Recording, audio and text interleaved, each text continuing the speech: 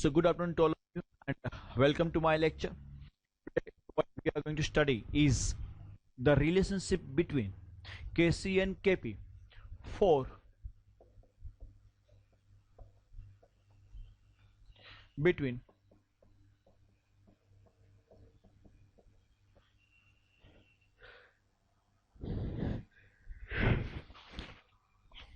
for equilibrium reaction.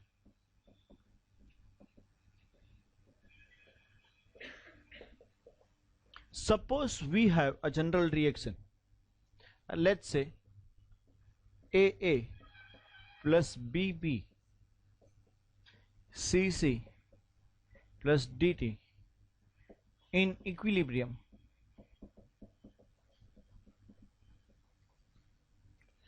at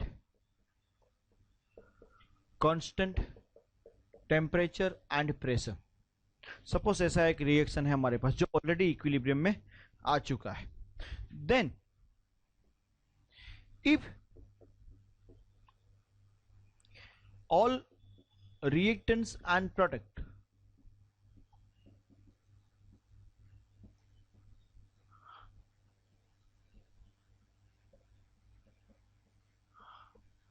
are in gaseous form, अगर ये सब गैसियस फॉर्म में है तब उसका इक्विलिब्रियम कांस्टेंट को हम क्या बोलते हैं? Kp. And Kp equals to क्या मिलेगा आपको? Partial pressure of C raise to C, partial pressure of D raise to T, partial pressure of A raise to A and partial pressure of B raise to B. And if, ये पहला point था. Second, if all reactant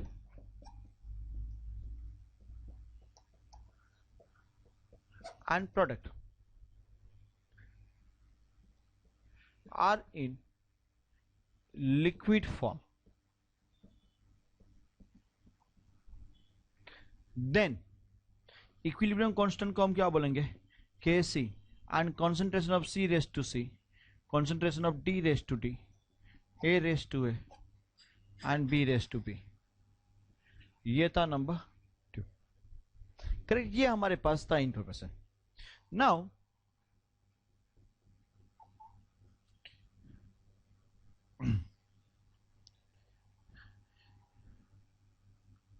ideal gas equation से, ideal gas equation भी बोल सकते हो या तो फिर आप सिंपल गैस इक्वेशन भी बोल सकते हो. वो ये हमें बताता है that PV equals to nRT. PV equals to क्या है? nRT. So therefore P equals to nRT by V. But हमें पता है कि N by V जो होता है वो क्या होता है? Molarity, moles upon volume. या तो कहना है right N by V equals to C, बट N by V equals to C concentration. Therefore P equals to क्या मिला? CRT. Using this P equals to CRT, I may write PA equals to CART, PB equals to CBRT, PC equals to CCRT and PD equals to CDRT. Correct और not? ये हमें relationship मिला जिसको मैं, ये चारों को मैं एक साथ कंबाइन करके इसके अंदर डाल सकता हूं.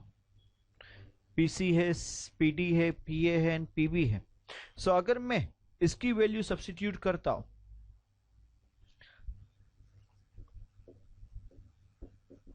Substituting this in Kp equals to PC raised to C, PD raised to D, PA raised to A and PB raised to B. इसकी जगह पे मैं अगर ये डाल दूंगा तो पीसी की जगह पे मैं क्या लिख सकता हूं, CCRT raise to C, correct और नॉट? PD की जगह पे CDRT raise to D, CART raise to A and CBRT raise to B, correct? अभी इन सब में RT कॉमन है. What common do we have? RT. तो मैं अगर उनको ऐसे लिखता हूं, RT raise to C plus D minus A plus B, C plus D minus A plus B. मैंने इन चारों को एक साथ यहां पे लिख दिया. तो बाकी की जो टर्म्स बाकी रहती है CC and CD and all that I have to write like this. That's equal to CC raised to C into CD raised to D upon CA raised to A and CB raised to B. But अगर आप ध्यान से देखोगे ये जो part था ये तो कहीं और एक जगह पे भी आ गया है. कहां पे आया है? यहां पे आया है. कहां पे? ये रहा. और वो क्या है? कैसी है? बराबर है कि नहीं? ये पार्ट कैसी है, तो उसकी वैल्यू अगर मैं सब्स्टिट्यूट करता हूं instead of this, I may write कैसे, therefore KP equals to KC. ये पार्ट की जगह पे मैं लिख सकता हूं कि ये क्या है? KC है. ये क्या है? KC है. KC लिख दिया. एंड RT रेस टू, इसको मैं ऐसे लिख सकता हूं, delta NG, where delta NG is basically C plus D minus A plus B. C and D and A and B क्या रिप्रेजेंट करते हैं? Moles of moles of reactant and product. मतलब ये जो क्या हो रहा है, difference of the moles of product and reactant. तो I may write basically that is what, okay, difference of gaseous moles